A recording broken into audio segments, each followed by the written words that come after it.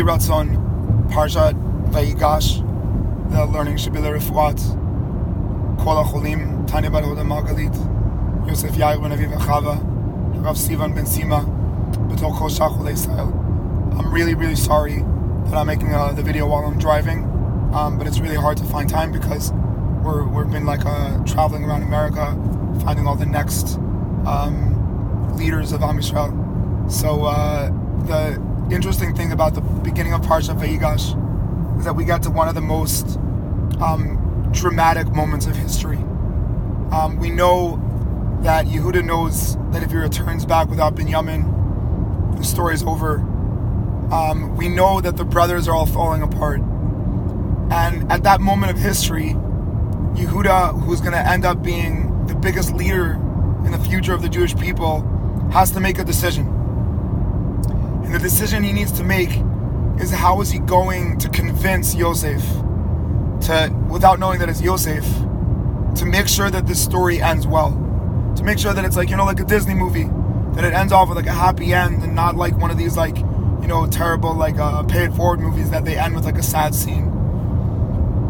What's so difficult is if any of us read Yehuda's presentation to Yosef, it is one of the most unclear ways of trying to convince Yosef to not keep Binyamin. I would think that Yehuda would say some dramatic sentence, but if you look at his conversation, he just reiterates the story. He says that Vayomer Adoni El Avadav, like you said to us, Vanomer Ele, and we said back to you, and you said to us, and we said back to you.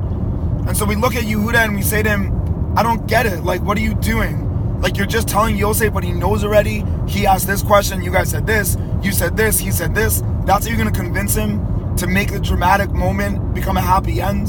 So the Sfat Emet says something so beautiful in the year 1871. The Sfat Emet in the year 1871 says, what does it really mean to believe in Hashem? What it means to really believe in Hashem is to realize that there's a lot of different experiences that we have. So we go from A to B and from B to C and from C to D. And in a human eye, everything is separated.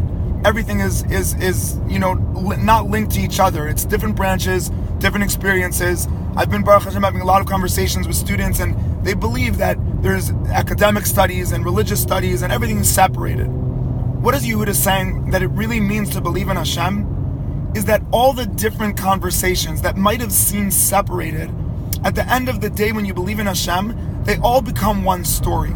And so often we think that good times are good times and bad times are bad times. But what happens when you're in love or you have a real relationship with your children or with your wife or whatever it is, you start to realize that all of the moments, they're all linked together. They're all combined.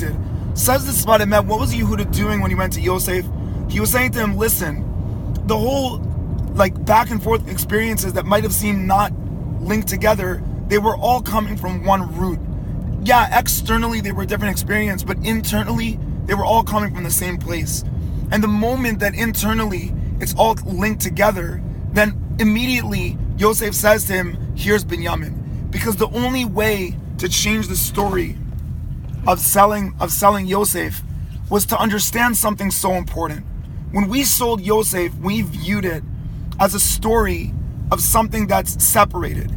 And Yehuda had to realize and understand that even those moments that were so difficult, that were so low, they're still part of the story. They're not separated from the story. And so I was learning this morning, Baruch Hashem, at 5:45, or whatever, it was 6:20, with a Hasidic master, Jack Alastepala. And Jack said to me, he said, Masachat Brachot begins with the story of night. And we all think that night and day are so opposite. But what we learn in Judaism is that the night is the beginning of the day, and they're not separated.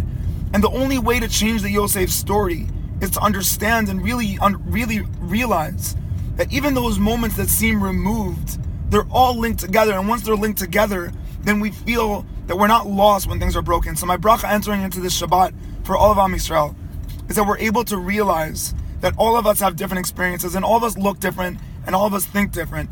But the only way for us to change the story, to not have a sad ending, but a happy ending, is when we realize that there's a root to all the experiences, and that everything that we've experienced, if it's good, if it's bad, if we failed, if we succeeded, they're all part of making one big story. Shabbat Shalom.